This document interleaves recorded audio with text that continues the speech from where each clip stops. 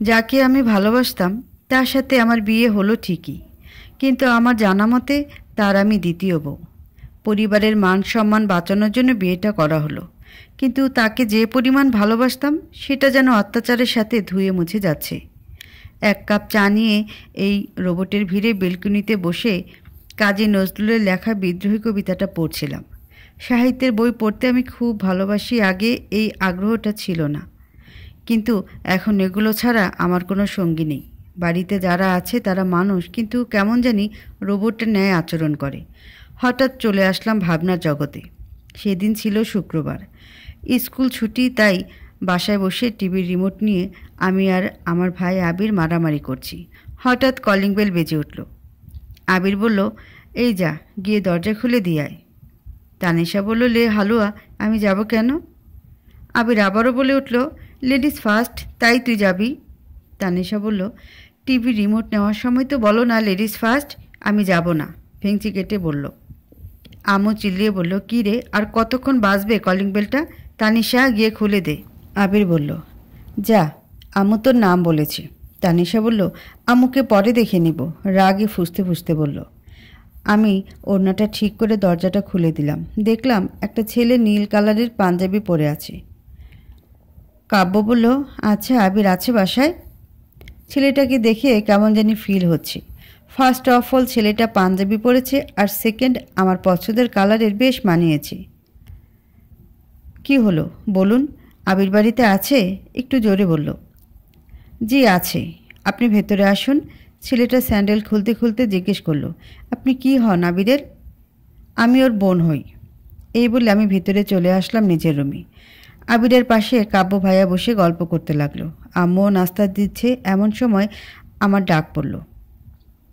তানিশা, এই তানিশা, তোর বান্ধবী লতা এসেছে। আসছি।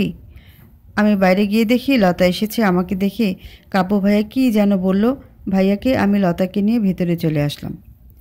ভাইয়া প্রায়ই আসতো আমাদের বাড়িতে, আর আমি তাকে এক পলক দেখার বাহানা করতাম। এইভাবে 10 থেকে A+ নিয়ে ভাইয়াদের কলেজে ভর্তি হলাম। যেদিন আমি কলেজে প্রথম আসলাম ভাইয়ার খুব জ্বর ছিল, তাই কাব্য ভাইয়ার উপর আমার দায়িত্ব দিল। কলেজে এসে বুঝতে পারলাম শুধু আমি না, আরও অনেক মেয়েই ভাইয়ার জন্য পাগল। আমার পাশে ভাইয়াকে দেখে সব মেয়েরা কেমন অবাক হয়ে রইল। সব ঘুরিয়ে ফিরিয়ে দেখাতে ছিল। হঠাৎ তাদের বন্ধুদের সাথে দেখা হয়ে গেল। নাতাশা বলে উঠল, কাব্য, এই মেয়েটাকে? ও আবিরের বোন, নতুন ভর্তি হয়েছে। আজ আবিরের জ্বর, ও চেনে না, তাই আমার উপর দায়িত্ব দিছে। নাতাশা বলল, আবির এখন কেমন আছে? কাব্য বলল, ভালোই আছে, জ্বর কমেছে এখন। নাতাশা বলল, আচ্ছা যাই হোক, বিকেলে আমাদের সাথে ঘুরতে যাবে তো? ন্যাকামিভাবে বলল। কাব্য বলল, আচ্ছা এখন যাই, চলো তানিশা। মেয়েটার কথার ধরন শুনে যা বুঝলাম কাব্য ভাইয়ের সাথে ভালো সম্পর্ক আছে। উফ, মনে হচ্ছে নিজের চুল নিজে ছিঁড়ি। তানিশা বলল, ভাইয়া, আমি এখন সম্পূর্ণ চিনে গেছি, আপনি যেতে পারেন। কাব্য বলল, না, যতক্ষণ কলেজ শেষ না হচ্ছে ততক্ষণ তুমি আমার দায়িত্বে আছো। কলেজ টাইম শেষ হলো। ভাইয়া আমাকে বাইকে নিয়ে বাড়ির পথে রওনা দিল। এখন বাড়ি যেতে অনেক দেরি। হঠাৎ ভাইয়ার ফোন বেজে উঠল। কাব্য বলল, আমার ফোন তুলে কানে ধরো। তানিশা বলল, মানে? কাব্য বলল, আরে বাবা, পকেট থেকে ফোনটা আমার কানে ধরো। আমিও সেই কাজগুলি করলাম। ফোন রাখার পর বাইক বিপরীত রাস্তায় নিয়ে যেতে লাগলো। এদিকে কেন যাচ্ছি আমরা? একটা ইম্পর্টেন্ট কাজ চলে এসেছে, প্লিজ একটু পরে বাড়ি পৌঁছে দিব, অপেক্ষা করো। আমি বললাম, ওকে, যত সময় থাকবো ততই তো ভালো। আমার তো সারা জীবন এইভাবেই ওনার সাথে থাকতে মন বলছে। একটা বড় কোম্পানির সামনে থামলো বাইকটা। আমাকে নিয়ে ভেতরে গেল। এটা কাপড়ের কোম্পানি, বড় ব্র্যান্ড কোম্পানি, কাপড়গুলো সেই। আমাকে একটা রুমে বসিয়ে দিল। অনেক সুন্দর সুন্দর ড্রেস আছে, তৈরি হচ্ছে। তানিশা, তুমি বসো, আমি কিছুক্ষণ পরেই চলে আসব, আব্বু ডাকছে। তিনি গেলেন। দেখলাম তাকে অনেকেই সম্মান করছেন, মানে বুঝলাম তিনি এই প্রতিষ্ঠাতার ছেলে, অনেক বড় লোক। আসছে তো আসছেই, আমি ঘুরে ঘুরে দেখলাম। দুপুর থেকে বিকেল গড়িয়ে গেল, তখন তিনি আসলেন। চলো। আমি তার দিকে তাকিয়ে রইলাম। বুঝতে পারলাম আমি বিরক্ত হয়ে গেছি। খিদে লেগেছে? তার কথা শুনে আমি একটা ভেঙচি দিলাম। তিনি হাসলেন।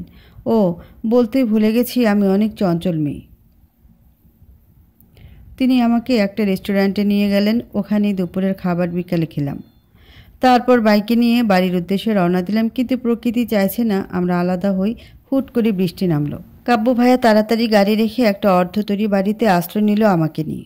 আমি তো পুরোপুরি ভিজে গেছি, ব্যাগটা অল্প ভিজেছে, তার সাথে কাব্য ভাইয়াও। সাদা শার্ট পরা ছিল, ভাইয়ার পানির কারণে গায়ের সাথে লেপ্টে শরীর বোঝা যাচ্ছে। আমি তাড়াতাড়ি চোখ নামিয়ে নিলাম। তুমিও চাও আল্লাহ আমরা এক হয়ে যাই? মুচকে হাসি দিয়ে বললাম। অল্প ডিস্টেন্সে দাঁড়িয়ে আছি আমরা, হঠাৎ খুব জোরে বাস পড়ল, আর আমি কাব্য ভাইয়ের বুকে স্পষ্ট হার্টবিট শোনা যাচ্ছে, কিন্তু খুব দ্রুত বিট হচ্ছে কেন? কিছুক্ষণ পর বুঝতে পেরে আমি তাড়াতাড়ি ছেড়ে একটু দূরে যাওয়ার ব্যর্থ চেষ্টা করলাম। লজ্জায় আমি শেষ। কেউ মাটি খুঁড়ে দে, আমি ঢুকে যাই। আসলে আমি বিদ্যুৎ চমকালে অনেক ভয় পাই। Even it's okay. বৃষ্টি থামার পর বাসায় আসি, তার উপর দুর্বলতা দিন দিন যেন বেড়েই চলেছে। তাকে এক পলক দেখা আমার কাছে মনে হয় বিশ্ব জয়ের মতো বড় কাজ। আর যেদিন দেখা হতো না, তার ফেসবুক আইডি নিয়েই দিন কাটিয়ে দিতাম। হঠাৎ কাব্যের চিৎকারে আমার ভাবনার জগৎ থেকে বাস্তব জগতে ফিরলাম। নিচে গিয়ে দেখলাম আজ তাড়াতাড়ি ফিরেছেন তিনি। তাতে হয়তো আমার কোনো যায় আসে না। কাব্য আমাকে দেখে রাগে গজগজ করতে করতে উপরে চলে আসলো। কাব্যের আম্মু এসে বললেন, এই যে মেয়ে, কাব্য যতক্ষণ রুমে আছে ততক্ষণ রুমে যাবে না, বলে চলে গেল তার রুমে। এটা আর নতুন কিছু না। কাব্য ভাইয়া হুটহাট কোনো কারণ ছাড়াই আমার উপর রেগে যান। কেন তা আজও জানলাম না। আমার তো কোনো কাজ নেই, চলে আসলাম নিজের জায়গায়। এইভাবেই চলতে লাগলো। কাব্য ভাইয়া আর আমি অনেক ক্লোজ ফ্রেন্ড হয়ে গেলাম। হয়তো আমি ছোট, তারপরও কোথাও ভাইয়া আর কাব্য ভাইয়া গেলে আমাকে নিয়ে যেত। কলেজ লাইফও শেষ হলো। আমি এবার ভাবলাম কাব্য ভাইয়াকে মনের কথা বলা উচিত। বসন্ত চলে এসেছে, গাছে নতুন নতুন পাতা গজাচ্ছে, কত না সুন্দর লাগছে। আকাশ একদম পরিষ্কার, না গরম না ঠান্ডা। আকাশে পাখি উড়ছে। এত সৌন্দর্যের কারণেই আমার বসন্ত মাসটা এত পছন্দ। এটাই প্রপোজ করার উপযুক্ত সময়। সকালে এইগুলোই ভাবছিলাম। বেশ কয়েকদিন ধরে কোনো খোঁজ নেই। তাকে দেখার জন্য মনটা ছটফট করছে। ভাইয়া তো বাইরে যেতে দেয় না আমাকে। ফেসবুকে তেমন অ্যাক্টিভ দেখছি না। কিছু হলো নাকি ওর, এই টেনশনে গলা যেন শুকিয়ে আসছে। বেলকনিতে বসে আছি, সমরেশ মজুমদারের লেখা সাতকাহন গল্পটি পড়তেছিলাম। হঠাৎ আবির আর কাব্য ভাইয়া বেলকনিতে আসে। আমি বইটি রেখে দাঁড়ালাম। এতদিন পর কাব্য ভাইয়াকে দেখে খুশিতে আমি পাগল হয়ে উঠেছি, বাট প্রকাশ করলাম না। ভাইয়া আপনি? বাবা, সাহিত্য পড়ো? অবাক হয়ে জিজ্ঞেস করলেন আমাকে। তোরা কথা বল, আম্মু ডাকছে আমাকে, এই বলে আবির ভাইয়া চলে গেল। তোমাকে আমার কিছু বলার আছে। আপনাকেও কিছু বলার আছে, খুশি হয়ে বললাম আমি কাব্য ভাইয়াকে। আচ্ছা বলো। আপনি আগে বলেন, ভেঙচি কেটে বললাম আমি। তুমি আগে। আপনি আগে বলতে চেয়েছেন, বলেন, রেগে বললাম আমি। ওকে বাবা, বলছি। আসলে আমার বিয়ে ঠিক হয়ে গেছে, এই নাও বিয়ের কার্ড। এমন কথা শোনার জন্য মোটেও প্রস্তুত ছিলাম না আমি। কেমন জানি কেউ আমাকে গলা চেপে ধরল। নিঃশ্বাসে প্রবলেম হচ্ছে আমার। সব অন্ধকার হয়ে আসছে আমার কাছে। নিজেকে একটু শান্ত করলাম এবং ভাইয়ার হাত থেকে কার্ডটা নিলাম। আগামী সোমবার আমাদের বিয়ে, সো তোমাকে যেন বিয়েতে দেখি, ওকে? আর কি যেন বলতে গেছিলে? কই? ও, বলতে গেছিলাম যে আমি কথাটা ভুলে গেছি। ভাই আমার কথাটা শুনে হাসতে শুরু করলো। আমিও মিথ্যে হাসার অভিনয় করলাম। ভাইয়া আর বসলো না, চলে গেল তার সাথে। আমি আমার রুমে গিয়ে দরজা বন্ধ করে দিলাম। পাগলের মতো কাঁদতে লাগলাম। রাতের খাবার আর গলা দিয়ে নামলো না। বসন্তের ফুল আর আমার ফুটলো না। আসলেই অসমাপ্ত রয়ে গেল আমার একতরফা ভালোবাসা। তাকে আর বলতেও পারলাম না। দিনের পর দিন কাটতে লাগলে কেমন জানি ভেঙে পড়ছিলাম আমি। সারা দিন সাহিত্য বাদ দিয়ে তার ছবি দেখেই কাটিয়ে দিতাম। নিজেকে আয়নায় দেখার মতো সাহসও হতো না আমার। এতটা খারাপ অবস্থা হয়ে গেছিল আমার। রবিবারে ভাইয়া আমাদের সকলকে নিয়ে গেলেন তাদের বাড়িতে। সেদিন একটু সেজেছিলাম। কালই বিয়ে হবে ভাইয়ার। নাতাশা আপু এসেছিল, এঙ্গেজমেন্ট পার্টি ছিল। বেশ মানিয়েছে দুজনকে। আমার সামনে আমার ভালোবাসার মানুষটি অন্য মেয়ের হাতে রিং পরিয়ে দিল, আর আমি শুধু চেয়ে রইলাম। আর সহ্য করার ধৈর্য আমার ছিল না, তাই বাড়ির বাইরে চলে আসলাম। ওখানে বসার সিস্টেম ছিল, কেউ নেই। বাড়িটা সম্পূর্ণ আলো দিয়ে সাজানো, তাই এদিকেও আলোতে ঝলমল করছে।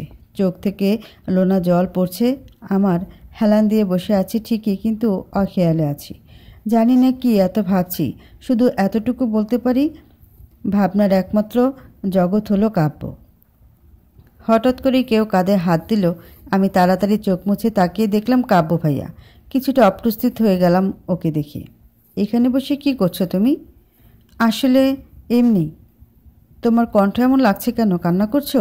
কই না তো, আমার কাছে কিছু লুকাবে না, ধমক দিয়ে বলল আমাকে কাব্য ভাইয়া। ধমকটা আর সহ্য করতে পারলাম না। আমি কাব্য ভাইয়াকে জড়িয়ে ধরে কান্না করতে লাগলাম। আমি তোমাকে ভালোবাসি কাব্য ভাইয়া, কান্নারত অবস্থায় বললাম। কাব্য ভাইয়া কথাটা শুনে এক ঝটকায় তার থেকে আমাকে দূরে সরিয়ে দিল। কি বলছো এসব? তুমি আমার ছোট বোনের মতো। বোন কথাটা শুনে কেমন জানি কষ্ট হলো, তাই নিজেকে সামলে চোখের পানি মুছে দাঁড়ালাম। সরি ভাইয়া, আমি নিজের হুঁশে ছিলাম না, তাই হয়তো আপনার সাথে রিয়েলি সরি। আর একবারও পিছে ফিরে তাকালাম না। আমি বাড়ির মধ্যে চলে আসলাম। কাব্য ভাইয়াও হয়তো বা আমার থেকে এমন ব্যবহার আশা করেনি। অনুষ্ঠান চলছে, বাট আমি অখেয়ালে আছি এখনও। ওই চিন্তাভাবনাই কাজ করছে। কি করলাম আমি? ওইগুলো বলার কি খুব দরকার ছিল? যাই হোক, একটু কথা বলতো, তাও আবার এখন থেকে কথা বলবেন না তিনি। বাড়িতে চলে আসলাম। জ্বরটা আবার ঘুরে আসলো।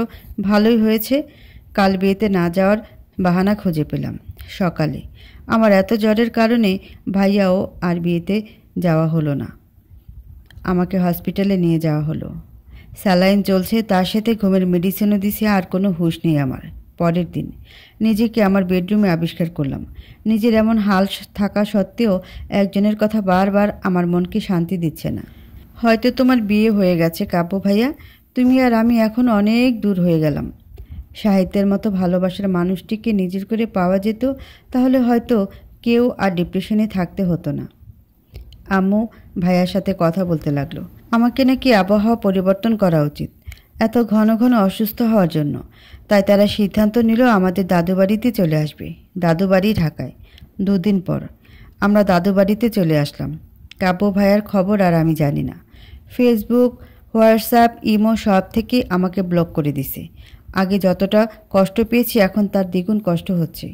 কিছু পিক আর পুরাতন মেসেজ ছাড়া তার অস্তিত্ব বলে আমার কাছে আর কিছু বাকি রইল না। আমার সুস্থ হওয়ার পরেই ইউনিভার্সিটিতে ভর্তি করা হলো।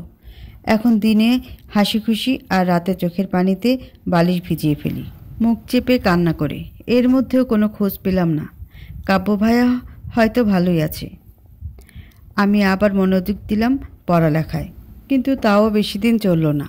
আমার ক্লাসমেট শুভ্রর সাথে আমার অনেক ভালো সম্পর্ক হলো। যেখানেই যেতাম ওকে নিয়ে যেতাম। ও আমাকে বেস্ট ফ্রেন্ডের মতো ভালোবাসতো। এইভাবেই চলতে লাগলো আমার দিনগুলো। ইতিমধ্যে কাব্য ভাইয়াকে টোটালি ভোলার জন্য ওর সব পিক ও পুরানো মেসেজ ডিলিট করে দিয়েছি। তারপরও কেমন জানি বুকের মধ্যে ওকে একবার দেখার জন্য আনচান করতেই থাকে। হঠাৎ এক ঝড়ে আবার জীবনটা তছনছ হয়ে যায়। হুট করে আমার বিয়ে ঠিক করে। আমার মতের বিরুদ্ধে পারিবারিকভাবেই বিয়েটা যেমন আমাকে অবাক করলো, তার থেকেও কয়েকগুণ বেশি অবাক করলো বরকে দেখি। কারণ বরটা ছিল আর কেউ না, কাব্য ভাইয়া। বাসরাতে যখন বসেছিলাম মনে হচ্ছে কেউ কলিজা ছিঁড়ে নিয়ে চলে যাচ্ছে। কারণ একটাই, কাব্য ভাইয়া। ওর তো একবার বিয়ে হয়েছে নাতাশা আপুর সাথে, সে কই? আর আমাকেই কেন বিয়ে করলো? এমন হাজারো প্রশ্ন ঘুরপাক খাচ্ছে আমার মাথায়, বাট তাকে কিভাবে বলবো আর কোন মুখেই বা বলবো সেটাই বুঝতে পারছি না। ঠিক রাত 12:30 বাজে। তখন তিনি রুমে আসলেন। রীতি অনুযায়ী আমি তাকে সালাম করতে গেলাম। তিনি পা দূরে সরিয়ে নিলেন এবং আমার হাত দুটো ধরে টানতে টানতে একটা রুমে গিয়ে টান মেরে ফ্লোরে ফেলে দিলেন। আমি কাচুমাচু হয়ে পড়ে রইলাম। আজ থেকে এইটাই তোমার রুম। আমার সামনে আসবে না, তাহলে তোমার অনেক বিপদ হবে, এবং আমার রুমেও আসবে না। এই কথাগুলো বলে হনহন করে চলে আসলো। তার কথাগুলো আমার মাথার উপর দিয়ে গেল। এমনই যদি করবে বিয়ে করলো কেন? এবং কেনই বা করলো বিয়ে আমাকে? আর নাতাশা আপুই বা কীরকম যে নিজের বরকে আবার বিয়ে করতে দিল? এমন চিন্তায় আর ঘুম হলো না। ভোরে চোখ লেগে আসছিল, কিন্তু ঘুম ভেঙে গেল। আমি চেঞ্জ করব, কিন্তু আমার লাগেজ ভাইয়ার ঘরে। কি করি? যাব কি একবার? কিন্তু ভাইয়া যে নিষেধ করেছে। যাই একবার, যা হবে দেখা যাবে, এসব ভাবছিলাম। তারপর আমি গুটিসুটি পায়ে পা টিপে টিপে ভাইয়ার রুমে চলে আসলাম। তারপর লাগেজ খুঁজতে লাগলাম। যেই নিতে যাব একটা চিৎকারে আমার আত্মা কেঁপে উঠল। কাব্যের চিৎকার শুনে সবাই রুমে প্রবেশ করলো। আমি মাথা নিচু করে দাঁড়িয়ে থাকলাম। কেন এসেছো তুমি আমার রুমে? কি হলো বলো? আমি তোমাকে নিষেধ করেছি না আমার রুমে আসবে না? কাব্য ভাইয়ের রাগটা সামলানোর জন্য কাব্য ভাইয়ের আম্মু বলতে লাগলো, কাব্য শান্ত হও, এই মেয়ে কেন এসেছো কাব্যর রুমে? ও নিষেধ করেছে না? আসলে আমি চেঞ্জ করব, তাই লাগেজ নিতে এসেছিলাম, মাথা নিচু করে বললাম। লাগেজ নিতে আসছিলে? বাড়ি থেকে কাজের লোকের অভাব, তাদের বললে কি হতো? আমি তো কাউকে চিনিও না, কিভাবে বলতাম এত সকালে? এবার সবাই চুপ হয়ে গেল। আসলে তো আমি তো এর আগে যাদের দেখেছি তারা তো কেউ নেই। শাশুড়ি মা বললেন, ও আচ্ছা, এরপর আর কাব্যের সামনে আসবে না। আমি সবার সাথে তোমার পরিচয় করিয়ে দিচ্ছি। মণ্ডল ও লাগেজ ওর রুমে দিয়ে আয়, আর তুমি চলো। আগে আম্মা, এ বলে লাগেজ নিয়ে চলে গেল মণ্ডল। কি কপাল আমার, আমার নিজের স্বামীর রুমে আসবো তাও আবার এত ঘটনা হয়ে গেল, মনে মনে বললাম। আমিও রুমে চলে আসলাম। সবাই রোবটের মতো কাজ করত। কেউ এক মিনিটও আমার সাথে দরকারি ছাড়া কথাই বলতো না, আর কাব্য ভাইয়া তো বলতোই না। এইভাবেই দিন চলে যেত আমার। সব জেনে এখন অপরিচিত লাগে। কাজের লোকেরাও অনেক বিজি। আমার রুমে টাইম অনুযায়ী খাবার চলে আসতো। এক সপ্তাহ ও এমন গেছে আমি কাব্যের মুখেই দেখিনি, একদম বন্দি। তারপরও আমি নাতাশা আপুর খোঁজ নিতে চেয়েছি, বাট কোনো রকমভাবে খোঁজ নিতে পারিনি, কপাল খারাপ। একদিন আমার শ্বশুর শাশুড়ি এক কাজিনের অসুস্থতার কারণে তাদের বাসায় গেলেন। বলে দিলেন দুদিন থাকবে। সেটা আমি জানতে পেলাম কাজের লোকেদের কাছ থেকে। এ বাড়িতে আমি যে একজন সেটা কেউ মূল্যই করে না। আজ জানি একটা নেশা হয়ে উঠে গেল কাব্য ভাইয়ের কাছ থেকে সব কিছু জানার। রাতেও কাজের লোকেরা থাকে না, এর মতো মোক্ষম উপায় আমার আর আসবে না। যে করে হোক জানতেই হবে। রুমে বসেছিলাম, হঠাৎ ডাক পড়ল। আমি গেলাম সেখানে। কাব্য ভাই বলল, আমার খাবার দাও, খিদে লাগছে। আমিও খাবার দিয়ে তার পাশে দাঁড়িয়ে থাকলাম। তিনি খেতে লাগলেন। খাওয়া শেষে হাত দিয়ে সোজা আমার শাড়িতে হাত মুছল। আমি বেশ অবাক হলাম। তিনি রুমে চলে আসলেন। আমি ভাবলাম তার বিশ্রামের প্রয়োজন, তাই কিছুক্ষণ পর তার রুমে গেলাম। দেখলাম বেডে হেলান দিয়ে তিনি ল্যাপটপে কাজ করছি। আমি দরজা নক করলাম নিচে তাকিয়ে। কাব্য বলল, কিছু বলবে? জি, কিছু প্রশ্নের জবাব চাই আমি আপনার কাছ থেকে। ভেতরে আসো। আমিও ভেতরে গেলাম। ওনার সামনে গিয়ে দাঁড়ালাম। তিনি ল্যাপটপ অফ করে পাশে রাখলেন, পা গুটিয়ে বসলেন এবং আমাকেও বসতে বললেন। আমি বসলাম। এবার বলো, কি বলবা? আমাকে বিয়ে করার কারণ? তোমাকে তোমার প্রাপ্য শাস্তি দেওয়ার জন্য। শাস্তি মানে? কিসের শাস্তি? কেনই বা বিয়ে করলেন আর কেনই বা শাস্তি দিচ্ছেন? একটা কারণ তো আছে নাকি? প্লিজ বলুন। আমি কারণ বলতে বাধ্য নই। দাঁড়িয়ে চলে যাবে ঠিক সেই সময় আমি তার পা চেপে ধরলাম। আমাকে যে শাস্তির কারণ জানতেই হবে। প্লিজ বলুন, প্লিজ। কেন শাস্তি দিচ্ছেন? কি করেছি আমি? কি করেছো? পা ছাড়ো বলছি। যতক্ষণ না আমাকে শাস্তির কারণ না বলবেন ততক্ষণ আমি পা ছাড়ব না। কাব্য খুব জোরে আমার বাহু চেপে ধরে বলতে লাগলো, শুনতে চাও তো শোনো কি কারণ। চোখ নিমেষে কাব্যের লাল হয়ে গেল। এখনকার কাব্যকে দেখে আমার খুব ভয় করছে, কিন্তু কারণ তো জানতেই হবে আমাকে। কাব্য একটা দীর্ঘ নিঃশ্বাস ফেলে বলতে লাগলো, তখন কলেজে চান্স পেয়ে কেবল প্রথম দিন ক্লাস শেষে একটা মেয়েকে দেখে আমার কেমন জানি ফিল হতে থাকে। মেয়েটি আর কেউ না, নাতাশা। প্রথম যখন ওকে প্রপোজ করতে গেছিলাম তখন সবার সামনে আমাকে থাপ্পড় মেরেছিল। তারপরও আমি হার মানি নাই, পাগলের মতো ভালোবাসতাম ওকে। এক সময় আসলো ও আমাকে ভালোবাসতে শুরু করলো। যে মেয়ে আমাকে রিজেক্ট করেছিল সেই আমাকে প্রপোজ করলো। এইভাবেই চলতে লাগলো আমাদের রিলেশন। এমনি একদিন নাতাশা আমার ঘাড়ে মাথা রেখে বলল, কাব্য একটা কথা বলি। বলো। আমি যদি দেখি তুমি অন্য কারোর হয়ে যাচ্ছ, সেদিনই হবে তোমার আর আমার শেষ রিলেশন। আর কখনো আমাকে তুমি পাবে না। চোখ দিয়ে পানি পড়ছে নাতাশার। আরে পাগলি, তোমাকে ছাড়া আমি কোথায় যাব? আমি যে শুধু তোমাকেই ভালোবাসি আর কাউকে না, এমন কথা আর কখনো বলবে না। কাব্যর এমন কথা শুনে নাতাশা তাকে জড়িয়ে ধরে। আস্তে আস্তে বিয়ের ডেট আগাতে থাকে। ঠিক যেদিন আমাদের এঙ্গেজমেন্ট সেদিন তুমি যে আমাকে জড়িয়ে ধরে প্রপোজ করো সেটা নাতাশা দেখে ফেলেছিল। আমাকে ভুল বুঝে সে মনে করে আমি তোমাকে ভালোবাসি। এই কথাগুলো বলতে বলতে কাব্য ভাইয়া কাঁদতে থাকে। আবার বলতে লাগলো, তুমি চলে যাওয়ার পর ও ওই আংটিটা ছুঁড়ে ফেলে দেয় আমার মুখের উপর, আর বিয়ে ক্যান্সেল করে দেয়। আগে একটা কথা বলেছিল আমি কারোর হলেও ও আর রিলেশনটা রাখবে না। আমার একটা কথাও শুনে নেই। অত লোকের মধ্যে বিয়েটা ভেঙে দিল জানো? আমার এবং আমার পরিবারের কতটা অসম্মান হয়েছে শুধুমাত্র তোমার জন্য হয়েছে এইগুলো। এর প্রাপ্য শাস্তি তোমাকে পেতেই হবে তানিশা। এই বলে তিনি বাড়ি থেকে বের হয়ে গেলেন। আমার আটকানোর মতো সাহস নেই। আমি কি করলাম? আমার জন্য, শুধুমাত্র আমার জন্য কাব্য ভাইয়ার জীবন শেষ হয়ে গেল। শরীর অনেক কাঁপছে। কাব্য ভাইয়া এখনও বাড়িতে ফেরেনি। রাত 1টা বাজতে গেল আমার ভয় হওয়া শুরু হলো। এখন যেন মনে হচ্ছে আমাদের যদি দেখা না হতো তাহলে হয়তো এত কিছু ঘটতো না। আমি তাহলে কাব্য ভাইয়ের প্রথম বউ। কিন্তু এত কিছু হয়ে গেলেও আমার পরিবার থেকে কেউ একবারও ফোন বা খোঁজ খবর নেওয়ার প্রয়োজন বোধ করলো না। আসলেই আমি তাদের কাছে বোঝা হয়ে দাঁড়িয়েছিলাম। এসব ভাবতে ভাবতে কখন যেন ঘুমিয়ে পড়েছি। সকালে আমার ঘুম ভাঙল সূর্যের আলোয়। হঠাৎ আত্মাটা কেঁপে উঠল। কাব্য ভাইয়া কোথায়? তাড়াতাড়ি রুমে গিয়ে দেখলাম শুয়ে আছে। আজও আমার শ্বশুর শাশুড়ি আসবে না, কোনো কাজের লোককেও দেখছি না। তাই আমি সকালে নাস্তাটা বানিয়ে ফেললাম। তিনি উঠে ফ্রেশ হয়ে এসে ব্রেকফাস্ট করে নিলেন। তারপর বাইরে চলে গেলেন। রোজ দিনের মতোই আমার সাথে কোনো কথা বললেন না তিনি। আমি তার রুমে গিয়ে সব গোছালাম। গুছাতে গিয়ে একটা ছবি পেলাম, সেটা নাতাশা আপুর। আচ্ছা, যাকে ভালোবাসা যায় হাজার কারণে বাধা আসলেও তাকে ভালোবাসে মানুষ। কিন্তু তুমি কেন একবারও কাব্য ভাইয়ের কথা শোনো নাই? একবার তো শোনা উচিত ছিল। তার মানে কি তুমি ওকে ভালোই বাসনি? এই কি ভাবছি আমি? দোষ সব তো আমার। মরার দিনেই আমি তাকে প্রপোজ করতে গেলাম। হঠাৎ নিচ থেকে তানিশা তানিশা বলে ডাক এলো। আমি নিচে চলে আসলাম। দেখি তার দুহাতে ব্যাগ ভর্তি বাজার। এ কি, এত বাজার কেন এনেছেন? আমার কয়েকজন ফ্রেন্ড আসবে এবং তুমি এগুলো এখনই রান্না করবে। এত রান্না করব কেমনে? তুমি না আমাকে ভালোবাসো, এইটুকু করবা না? এটা তো কোনো কঠিন কাজই না। আর হ্যাঁ, 1 ঘন্টা সময় তোমার কাছে। এই বলে আবার বেরিয়ে গেল কাব্য ভাইয়া। তার কথাগুলো কেমন জানি লাগলো। আছে আমার ভালোবাসা নিয়ে প্রশ্ন করলো। ভালো। ব্যাগগুলো নিয়ে রান্নাঘরে গিয়ে সব পরিপাটি করে রান্না করতে থাকলাম। আমার নানু আমাদের কাছেই থাকতো। সেই বুড়ি থুকু নানুই আমাকে রান্না করা শিখাইছে।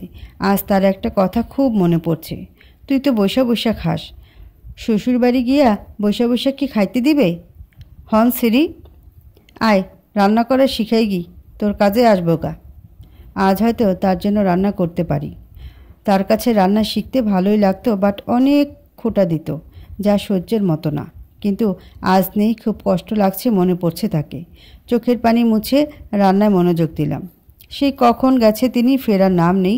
এদিকে টেবিলে খাবার ভর্তি করে রেখেছি। হঠাৎ কলিং বেল বাজলো। আমি গিয়ে খুলে দিলাম, দেখি তিনি একা। আমাকে না দেখার ভান করে চলে আসলো ভিতরে, হাত দিয়ে খেতে বসলো। আমি জাস্ট তাকে দেখছি। একের পর এক তরকারি দিয়ে খেয়েই চলেছে। আমি জাস্ট অবাক হয়ে তাকিয়ে আছি। এত পেটে জায়গা তার? এই একদম নজর দিবে না বলে দিলাম। তার কথা শুনে ভেঙচি কাটলাম একটা। আর তিনি মুখ ঘুরালেন। খেয়ে দিয়ে হাত দিয়ে আমার শাড়িতে হাত মুছলেন। খাবারগুলো জোশ ছিল, আর তুমিও খেয়ে নিও, এই বলে ড্যাং ড্যাং করতে করতে চলে গেল সে। এতটুকু বুঝলাম আজ একটা ছোটোখাটো কষ্ট দিল আমায়। আমিও খেয়ে রুমে চলে আসলাম। কিছুক্ষণ পর তিনি আসলেন আমার রুমে। আমি উঠে দাঁড়ালাম। কিছু লাগবে আপনার? তিনি কিছু বলল না, ধীরে ধীরে এগিয়ে আসতে লাগলো। কেমন জানি হার্টবিট ফাস্ট হতে লাগলো। তিনি এসে আমাকে জড়িয়ে ধরে পেটে হাত দিয়ে স্লাইড করতে লাগলেন। তার সাথে নাক ঘাড়ে ডুবিয়ে দিয়েছেন, আর আমি ফ্রিজড হয়ে গেছি জমে। তিনি আস্তে আস্তে আমার ঠোঁটের দিকে আগাতে থাকলেন। আমি চোখ বুজে ফেললাম। আমাকে ভুল প্রমাণিত করে তিনি কানে কানে বললেন, এটাই তোমার শাস্তি, বলে এক ধাক্কা দিলেন। আমি বেডে গিয়ে পড়লাম। তিনি বলতে লাগলেন, কি মনে করেছিলে তোমার মতো 3rd ক্লাস মেয়েকে আমি ভালোবাসবো? প্রশ্নই ওঠে না। I just hate you Mrs Tanisha. এই বলে তিনি চলে গেলেন। আমার যেন কলিজাটা টেনে কেউ বের করছে। বুকের মধ্যে এত ব্যথা করছে মনে হচ্ছে কেউ হাতল পেটাচ্ছে। সেই রাতে আর ঘুম হলো না। থার্ড ক্লাস এইটাই কানের মধ্যে বেজে চলেছে। আজ একটু বেলা করেই উঠলাম, ফ্রেশ হয়ে কাব্যের রুমে গেলাম। আজ কাজের লোকেরা সবাই এসেছেন। শাশুড়ি ফোন দিয়ে কাব্যকে জানিয়ে দিয়েছেন 1 সপ্তাহের আগে আর আসতে পারবে না। আমি কাব্যের রুমে গিয়ে টোকা দিলাম, তিনি আমার দিকে তাকালেন, বাট কোনো গ্রাহ্য করছেন না। তাই আমি বলা শুরু করলাম, আজ আমি বাবার বাড়িতে যাব। সেটা তুমি যেতে পারবে না। মানে? রেজিস্ট্রি পেপারে সাইন করার সাথে তুমি কিছু কন্ট্রাক্ট পেপারও সাইন করেছো, যেখানে লেখা আছে বিয়ের পর তোমার পরিবার তোমার সাথে কোনো রকম যোগাযোগ করতে পারবে না বা তুমিও কোনো রকম যোগাযোগ করতে পারবে না। এসবের মানে কি? তারা এসব জানতো? তারা স্বইচ্ছাই সব কিছু জেনে তোমার সাথে আমার বিয়ে দিয়েছে, বুঝলে? আমার যেন পায়ের তলা থেকে মাটি সরে গেল। কোনো রকম কষ্টকে চাপ দিয়ে বললাম, আমার কিছু জিনিস কেনার আছে, আপনি কি আমার সাথে যাবেন? প্রশ্ন ওঠে না। তোমার যেখানে যাওয়া যাও, সন্ধ্যা হওয়ার আগে বাড়িতে দেখতে চাই, না হলে দেখবে আমি কি করি। আমি কোনো রকম নিজের রুমে চলে এসে রেডি হয়ে বেরিয়ে পড়লাম মার্কেটের উদ্দেশ্যে। শপিং করার পথে ফিরতেছিলাম, হঠাৎ কারোর সাথে ধাক্কা লাগলো। উফ, সরি। ও তানিশা, কনগ্রাচুলেশনস। তো কেমন আছো? আমি খেয়াল করলাম নাতাশা আপু, তারও হাতে অনেক শপিং, আগের থেকে আরও সুন্দর হয়ে গেছে। আলহামদুলিল্লাহ। তুমি? খুব ভালো। তো কেমন চলছে ওই কাব্যের সাথে সংসার? আমার কথা বাদ দাও, তোমার কথা বলো। আমি তো দিব্যি ভালো আছি। সেদিন তুমি ওই ঘটনা না ঘটালে আমি তো কাব্যের থেকে দূরে থাকতেই পারতাম না। মানে? আসলে কলেজ লাইফ থেকেই আমি কাব্যকে একদম পছন্দ করতাম না, যতই সে সুন্দর হোক না কেন। আমি চেয়েছিলাম আমার হাবি আমার উপর কথা বলবে না, বাট কাব্য তার বিপরীত। তাহলে কেন ওর সাথে রিলেশনশিপে গিয়েছিলে? আর বলো না, আমাকে যখন প্রথম প্রপোজ করে আমি ওকে রিজেক্ট করে দিয়েছিলাম। তারপরও বান্ধবীর মধ্যে হাত চেপে ধরাই ওকে থাপ্পড় মারছিলাম। ও তো অনেক বড় লোক। ওর বন্ধু আবির আমাকে হুমকি দিয়েছিল ওর সাথে রিলেশন না করলে আমার ফ্যামিলির ক্ষতি করবে। এরপর তুমিই বলো, আমি এটা করতে বাধ্য ছিলাম। আমি আরও আগে ওকে বলে ক্ষমা চেয়ে নিতাম, বাট আবিরের জন্য করতে পারিনি। আমি মধ্যবিত্ত ফ্যামিলির মেয়ে ছিলাম। অলরেডি আমার বিয়ে ঠিক করা ছিল আকাশের সাথে, আমার ছোটোবেলার বন্ধু। আমি এবার সব ক্লিয়ার হয়ে গেলাম নাতাশাপুর কথা শুনে। আসলেই তো, জোর করে আর সব পাওয়া গেলেও ভালোবাসা পাওয়া যায় না। পেছন থেকে একটা ছেলে এসে নাতাশাপুকে ডাক দিল। নাতাশাপু ওনার হাত ধরে বলল, এই হলো আমার হাজব্যান্ড আকাশ আহমেদ, আর ও হলো তানিশা, যার কথা এর আগে তোমাকে বলেছিলাম। খুব জোর করে আমাকে নিয়ে একটা রেস্টুরেন্টে বসালো তারা। আমার আর কাব্যের সম্পর্ক কেমন আজ করাতে আমার মুখটা কেমন জানি ফ্যাকাশে হয়ে গেল। তারা বুঝতে পারলো ভালো না।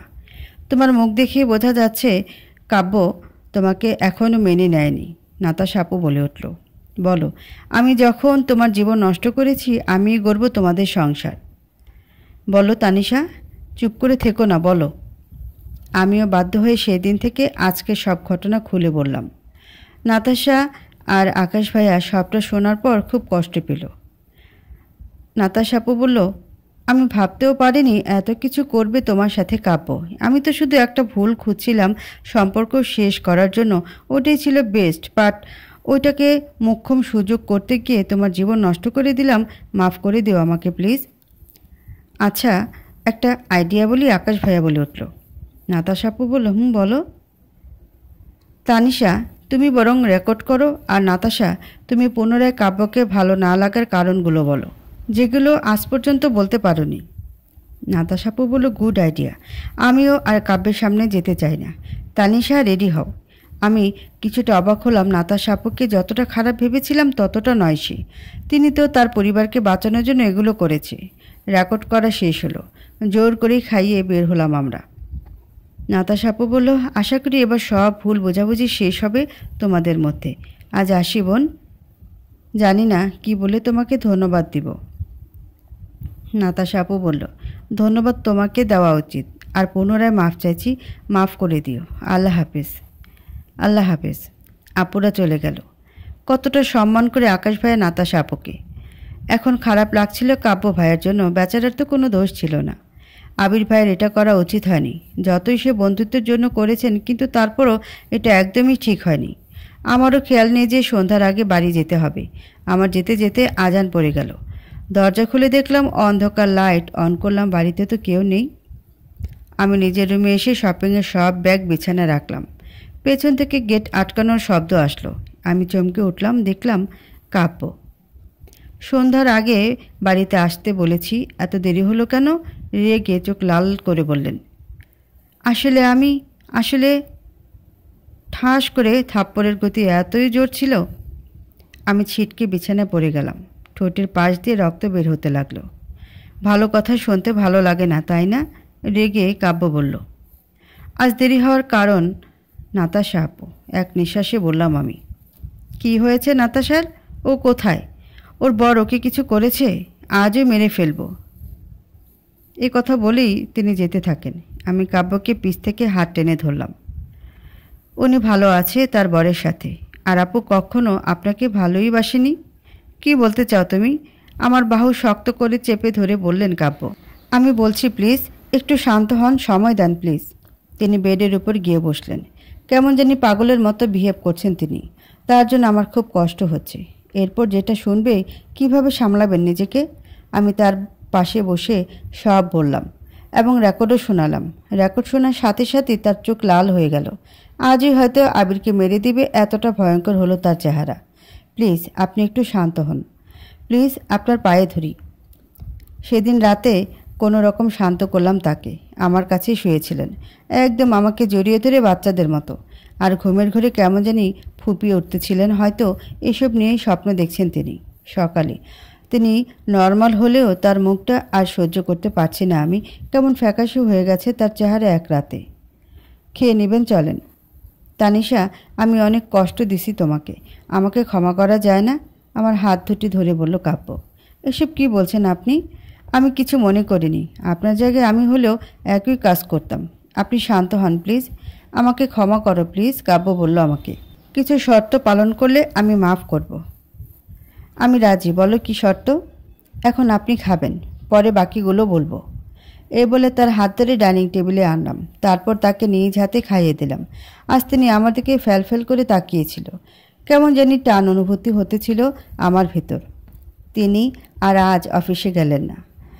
একটু একা থাকতে চায়, আমিও বাধা দিলাম না।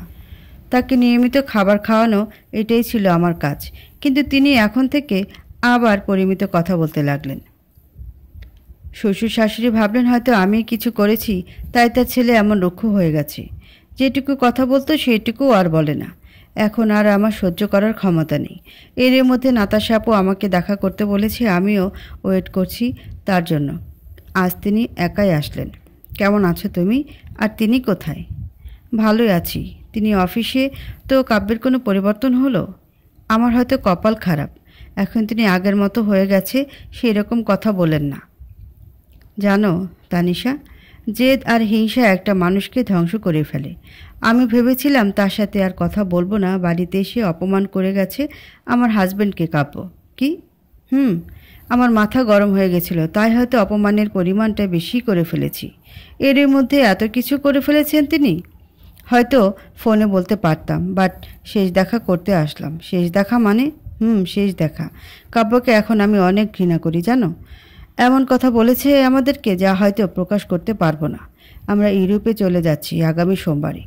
জানি না তানিশা আর কখনো দেখা হবে কি না। এতটুকুই বলবো, আমার মনে হয় না তোমাদের সংসারটা আর হবে। ও তোমার জীবন শেষ করে দিবে দেখো। আমি তার কথাটা শুনে কিছুটা হলেও অবাক হলাম। তিনি এত কিছু শোনার পরও এমন কাণ্ডটা করলেন। জানি না আর কি কি সহ্য করতে হবে আমাকে। আচ্ছা বোন, আজ আসি। আচ্ছা, চলে যাচ্ছ ভালো কথা, কিন্তু যোগাযোগ রেখো এই বোনের সাথে। অবশ্যই। এই বলে নাতাশা আপু চলে গেল। হয়তো তারও শ্বশুরবাড়ি থেকে অনেক কথা শুনতে হয়েছে, কিন্তু আসলে আকাশ ভাই আপুকে অনেক ভালোবাসে, না হলে পরিবার থেকে আলাদা হয়। আমি ওইসব ভাবতে ভাবতে বাড়িতে চলে আসলাম। প্রায় 3 মাস হতে আসলো আমার বিয়ে হওয়ার, কিন্তু এখনও কাব্যের কোনো পরিবর্তন হলো না। আমি আমার দিক দিয়ে চেষ্টা করে যাচ্ছি কাব্য ভাইকে নিজের করে পাওয়ার, কিন্তু বিনিময়ে পাচ্ছি শুধু অবহেলা আর অপমান। এর মধ্যে কোনোভাবেই আমি আমার পরিবারের সাথে কন্ট্যাক্ট করতে পারলাম না। আমি বেঁচে আছি কি মরে গেছি তার কোনো খোঁজই নেয় না। শুনুন, কি হয়েছে? একটু আমার পরিবারের সাথে কথা বলতে দেন প্লিজ। কখনো না। আপনি কি সেই কাব্য ভাইয়া যাকে আমি ভালোবাসতাম? কি এমন পাপ করেছি এটা বলতে পারেন? ভালোবাসা কি পাপ ছিল? কাব্য ভাইয়া নিশ্চুপ। নাতাশা আপু ওই ঘটনা দেখে বিয়ে ভেঙে দিল, কারণ আপনাকে ভালোবাসতো না। আপনি সেটা নিয়ে আমাকে কষ্ট দিচ্ছেন সব জানার পর। যে আপনাকে ভালোবাসে না তার জন্য আপনি আপনার ওয়াইফকে কষ্ট দিচ্ছেন। কেন আমার ভালোবাসা দেখছেন না? আপনার কি চোখে কালো পট্টি বাঁধা আছে? না আমাকে বাঁচতে দিচ্ছেন না মরতে? আপনি আপনার পরিবার দুটোর একজনও আমার সাথে কথা বললেন না। কি মনে করেন আমি রোবট? আমার চিৎকার শুনে বাড়ির সবাই চলে আসে। তুমি কি চুপ করবে? দাঁতে দাঁত চেপে বলল কাব্য ভাইয়া। না, আজ আমি বলবো, আপনি শুনবেন। না করতে দেন পরিবারের কারোর সাথে কথা বলার সুযোগ, না বাসেন আমাকে ভালো, অনেক হয়েছে।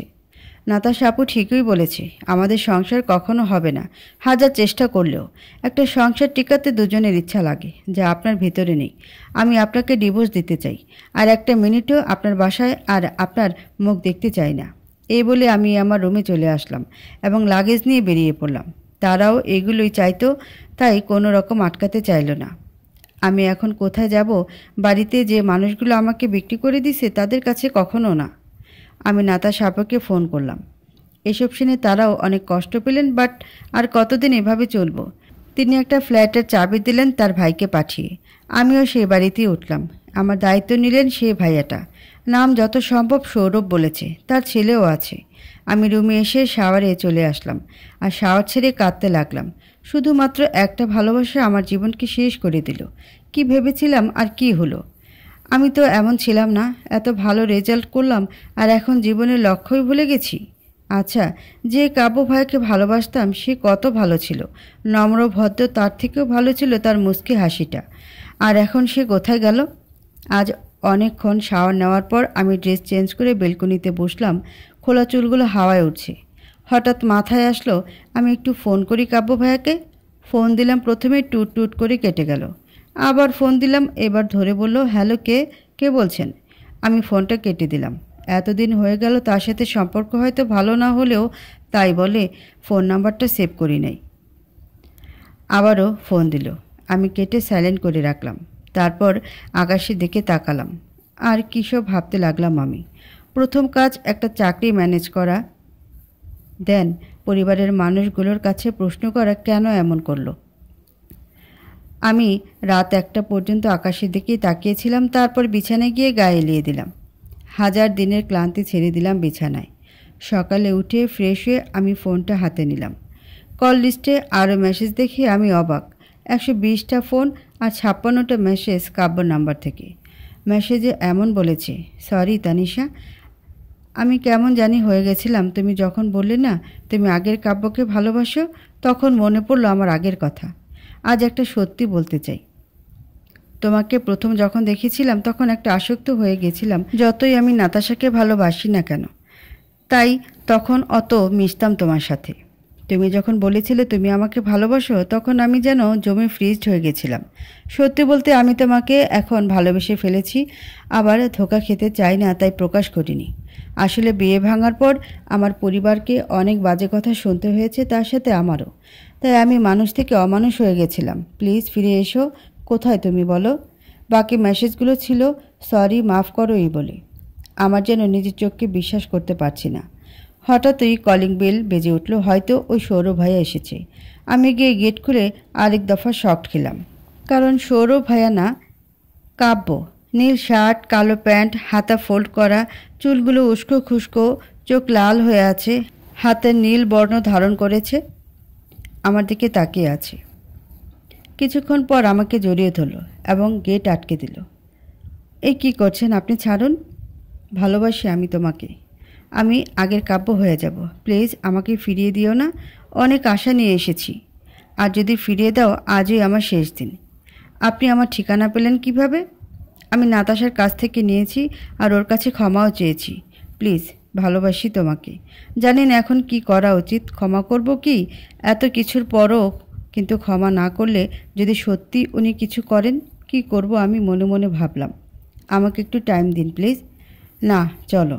এই বলে আমার লাগেজ নিয়ে গেল নিচে। আমি দাঁড়িয়ে আছি, আবার উপরে আসলো, এসে আমাকে কোলে তুলে নিল। এত মানুষের মধ্যে কোলে করে নিয়ে যেতে থাকলো। কি করছেন আপনি? নামান। সবাই দেখছে, দেখুক। গাড়িতে বসিয়ে আমাকে বাড়িতে নিয়ে গেল। যেতে যেতে দুপুর গড়িয়ে গেল। কেমন জানি পাগলের মতো ব্যবহার করছে। ফুচকা খাবে মানে? তার মানে খাবে। রাস্তার সাইডে গাড়ি থামিয়ে 2 প্লেট ফুচকা এনে দিল। এবার মনে হচ্ছে আমি যেন আগের কাব্যকে ফিরে পেয়েছি। আমি 1 প্লেট ফুচকা খেয়ে ফেললাম, আর উনি শুধু তাকিয়ে দেখল। আরেক প্লেট হাতে নিতে দেখি তিনি হাঁ করে তাকালেন, আর আমি একটা ফুচকা তার গালের মধ্যে ঢুকিয়ে দিলাম। তিনি টক খেতে পারেন না, তাই 2টাই খেলেন। তারপর বিল দিয়ে বাড়ির উদ্দেশ্যে রওনা দিলাম। বাড়িতে পৌঁছে তিনি আবার কোলে নেবেন, বাট এবার আমি বাধা দিলাম। তিনি মানলেন না। আমি বাধা দেওয়া সত্ত্বেও তিনি কোলে করে বাড়ির ভিতরে নিয়ে গেলেন। আমি ফ্রেশ হয়ে নিলাম নিজের রুমে গিয়ে। কিছুক্ষণ পর শ্বশুর এবং শাশুড়ি আমার কাছে এসে মাপ চাইলেন। আমি ভাবছি বিয়ের পর থেকে যারা আমার সাথে প্রয়োজন ছাড়া কথাও বলেনি, তারা আমার সাথে কথা বলছে। আমার খুব আশ্চর্য লাগছে। রাতে আজ সকলের সাথে ডিনার করলাম। 3 মাসের বিয়ে, আজই প্রথম পরিবারের সাথে রাতের খাবার খেলাম। আগের কথা মনে পড়ে গেল। একা একা চোখের পানি ফেলতাম, আর হয়তো জীবন বাঁচানোর জন্য খাবার খেতাম। মাঝে মাঝে তো নিজেকেই নিজে কষ্ট দেওয়ার জন্যে খাওয়া বাদ দিতাম। ডিনার করে রুমে চলে আসলাম। আজ মনে বড়ই শান্তি লাগলো। অনেক দিন হলো নিজের যত্ন করিনি। শখের চুলগুলো আমার বেশ বড়, কতই না যত্ন করেছি, কিন্তু একটা ঝড় সব উলটপালট করে দিল আমার জীবন। শখ, ভালোবাসা, এইসব ভাবতে ভাবতে চুলগুলো সুন্দর করে আঁচড়াতে ছিলাম। হঠাৎ কাব্য ভাইয়া আমার রুমে আসলো। এসে একটা ব্যাগ হাতে ধরিয়ে বলল, এইগুলো পরে আমার রুমে এসো, আর হ্যাঁ, সুন্দর করে সাজবে। এই বলে চলে গেলেন। আমাকে কিছু বলার সুযোগও দিলেন না। আমি ব্যাগ খুলে দেখলাম একটা পিঙ্ক কালারের শাড়ি আর ম্যাচিং জুয়েলারি রাখা। কি আর করার, শাড়ি জুয়েলারি পরে চোখে কাজল, চুলগুলো ছেড়ে দিলাম। আয়নায় অনেক দিন পর নিজেকে দেখে ভালো লাগছে। আমি তার রুমে গিয়ে এবার একটু বড় শট খেলাম। পুরো বাসর ঘরের মতো সাজানো, পুরো বেডটা ফুলে সাজানো, মোমবাতি মিটিমিটি আলোয় জ্বলছে। আকাশে চাঁদের আলোয় ঘর যেন আলোকিত হয়ে গেছে। কিন্তু এত কিছুর পরও তাকে রুমে দেখলাম না। হঠাৎ পেছন থেকে তিনি এসে আমাকে জড়িয়ে ধরল। তারপর তার দিকে ঘুরিয়ে আমাকে মাথা থেকে পা পর্যন্ত দেখে নিল। কিছুক্ষণ তাকিয়ে থাকার পর আমার দিকে ধীরে ধীরে এগিয়ে আমার সাথে লেপ্টে গেল।